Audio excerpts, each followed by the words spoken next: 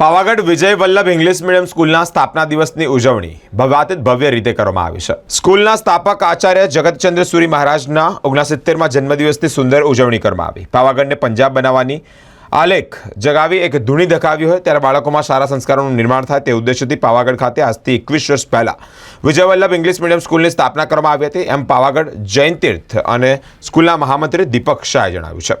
આ કાર્યક્રમમાં કાર્યદક્ષ આચાર્ય જગતચંદ્ર સુરી મહારાજ દ્વારા સ્થાપિત ઇન્દ્રજગત વિદ્યાલય જીવનપુરા તથા ધનેશ્વરના બાળકોએ ભાગ લીધો છે। સ્કૂલનું સુચારું સંચાલન કરતા કેવલ શાહે માહિતી આપી છે। કાર્યક્રમમાં પ્રવર્તક વિનોદ વિજયજી, સેવાભાવી પૂર્ણચંદ્ર વિજયજી તથા ઉપાધ્યાય યોગેન્દ્ર વિજયજી મહારાજે નિષ્ઠા પ્રદાન કરી હતી। અચલ ગચ્છ સમુદાયના ગણી રાજરત્ન સાગર તથા જૈન મુનિ પ્રિયંક સાગર વિજયજી મહારાજ પણ ઉગ્ર વિહાર કરી સ્કૂલના સ્થાપના દિવસના કાર્યક્રમમાં પધારી નિષ્ઠા પ્રદાન કરી હતી। આશીર્વચન પણ પાઠવ્યા હતા। પ્રવર્તક વિનોદ વિજયજી મહારાજે માંગલિક ફરમાવ્યું હતું એમ રાજુભાઈ ઠક્કરે જણાવ્યું છે। આ દરમિયાન કાર્યક્રમના મુખ્ય અતિથિ તરીકે રાકેશભાઈ કાશીવાલા, કેરળથી પધારેલા હરિ મેનન સાહેબ તેમજ વિદ્યાર્થીઓને પ્રેરક ઉદ્બોધન કર્યું હતું। ત્યારબાદ મહેમાનોનું બહુમાન ટ્રસ્ટી દીપકભાઈ શાહ તથા કેવલભાઈ શાહે કર્યું છે। દાદ દરમિયાન વિજય વલ્લભ ઇંગ્લિશ મીડિયમ સ્કૂલના પ્રિન્સિપાલ હરિતા વ્યાસે જણાવ્યું છે કે આજે સ્કૂલના નાના બાળકો દ્વારા જુદા જુદા થીમ પર નાના બાળકો દ્વારા સંસ્કારના સંદેશ આપતા ગીતો, ડાન્સ પરફોર્મન્સ દ્વારા રજૂ કરવામાં આવ્યા એમ ભરતભાઈ જૈને જણાવ્યું છે। બોડેલી પાસે આવેલા શાલપુરા ખાતે 31 જાન્યુઆરીના રોજ ઉપાધ્યાય યોગેન્દ્ર વિજયજી મહારાજના હસ્તે યોજનાર દીક્ષાની પત્રિકાનું વિમોચન કરવામાં આવ્યું હતું। આજે પાવાગઢ તીર્થ ખાતે જે Vijay Vallabh English medium school આવેલી છે એનો સ્થાપના દિવસ છે। આચાર્ય જગતચંદ્ર સુરી મહારાજ સાહેબ એમને આ તીર્થ બનાવ્યું, આ સ્કૂલની સ્થાપના કરી।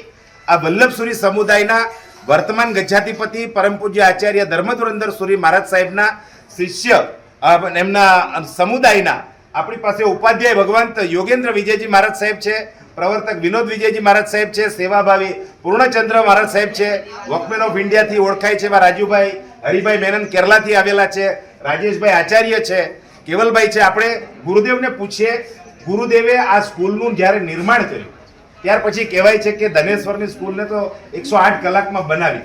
ગુરુદેવનું સ્વપ્ન શું હતું અને બાળકો માટેનો એમનો વિશેષ લગાવ શું હતો અમારા દર્શક મિત્રોને જણાવો।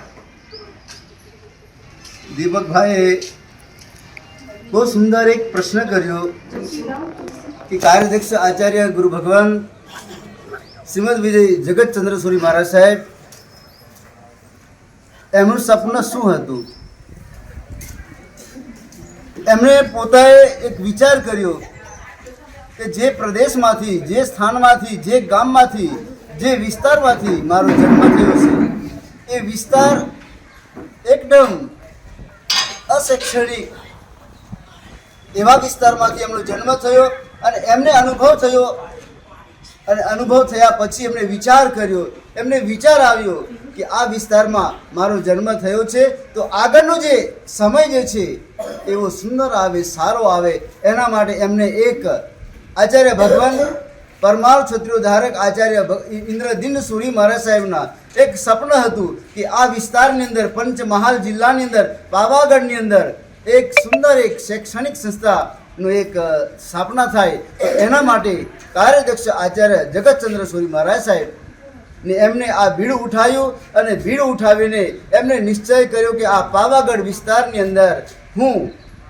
શૈક્ષણિક રીતે બાળકો માટે એક સુંદર વિજય વલ્લભ ઇંગ્લિશ સ્કૂલની સ્થાપના કરું અને આ સ્કૂલના માધ્યમે ધીરે ધીરે ધીરે આ વિસ્તારની અંદર 108 સ્કૂલ નિર્માણ થાય એવી ભાવના એમને પ્રગટ કરી અને ભાવના પ્રગટ કરતાં કરતાં એમને ધનેશ્વરમાં પણ બનાવી, એમને સાલપુરામાં પણ બનાવી, એમને જીવનપુરામાં પણ બનાવી અને એવી રીતના ધીરે ધીરે સ્કૂલો બનતી ગઈ અને આ વિસ્તારની અંદર બહુ સુંદર રીતે શૈક્ષણિક સંસ્થા ગુરુ ભગવાનના માધ્યમે, એમની પ્રેરણાના માધ્યમે, પાવાગઢના માધ્યમે આ સુંદર સંસ્થાઓ સુંદર જે કામ કરી રહ્યું છે એ આજે આપણે સૌ આજે એમના જન્મ 69મા જન્મદિવસની અંદર આપણે સુંદર રીતે એમનું આયોજન કર્યું અને એમનો જન્મદિવસ પણ આ જ દિવસે થયો હતો અને સ્કૂલનું નિર્માણ પણ એમની સ્થાપના પણ આ જ દિવસે કરી હતી અને એવી રીતના ધીરે ધીરે આ વિસ્તારની અંદર છોટાઉદેપુર જિલ્લાની અંદર પંચમહાલ જિલ્લાની અંદર પણ ધીરે ધીરે આ સ્કૂલો આગળ વધી રહી છે અને અમારા દીપકભાઈ જે છે